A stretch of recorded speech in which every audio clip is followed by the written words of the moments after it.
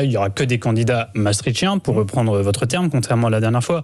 Mais quand même, depuis le Covid, depuis la crise sanitaire, même Macron a repris dans sa bouche le mot de souveraineté. Est-ce que ce ne sont que des mots, ou pour vous, est-ce qu'il y a quand même un mouvement profond qui est à l'œuvre, qui remet au goût du jour l'idée de souveraineté, d'indépendance, et remet en cause une conception de la mondialisation, voire de l'Union européenne ?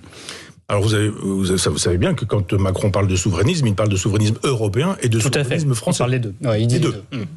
Demain, deux alliances, deux souverainismes, etc. Or, une femme, elle n'est pas enceinte et pas enceinte en même temps. Ça peut lui arriver, mais successivement. Et bien là, c'est exactement la même chose. Si l'Europe est souveraine, la France ne l'est pas. Si la France est souveraine, l'Europe ne l'est pas. On ne peut pas avoir les deux. C'est pas l'Europe qui décide et puis la France aussi. Non, la France, elle ne décide plus. Depuis Maastricht, la France, elle ne décide plus. La France n'est plus souveraine. Nous, à Front Populaire, on a un vrai succès de librairie. Et il n'y a pas de souveraineté européenne non plus. S'il y a une souveraineté européenne, elle est secondaire. C'est du moins ce que je souhaiterais. C'est-à-dire qu'il y ait des souverainetés successives et différentes, mais avec une souveraineté. On peut pas être 2, 3 ou 4 à disposer du bouton nucléaire. T'en penses quoi ? Je suis d'accord, je suis pas d'accord, faut voir. Non, la bombe elle est partie, il faut juste appuyer dessus. C'est ça aussi la question de la souveraineté. Hein. Le souverain en France, c'est celui qui décide de la bombe atomique, pour aller vite et pour le dire comme ça.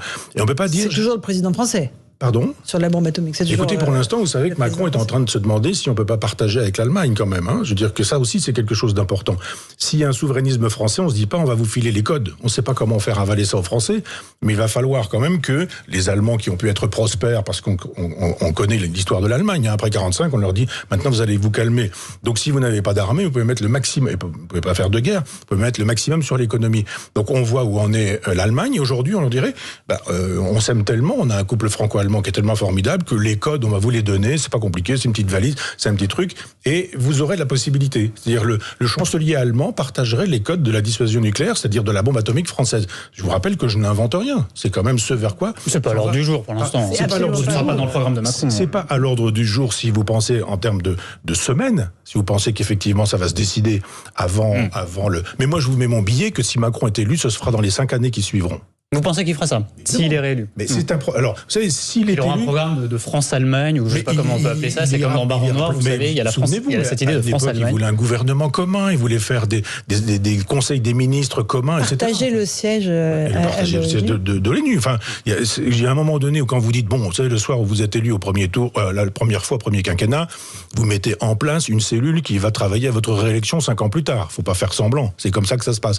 Quand vous avez été élu une deuxième fois, vous pouvez pas l'être une troisième fois. Là, il va se lâcher. S'il est élu, dans les 5 années qui vont suivre, on va avoir droit à tout, avec sa méthode brutale, agressive, etc.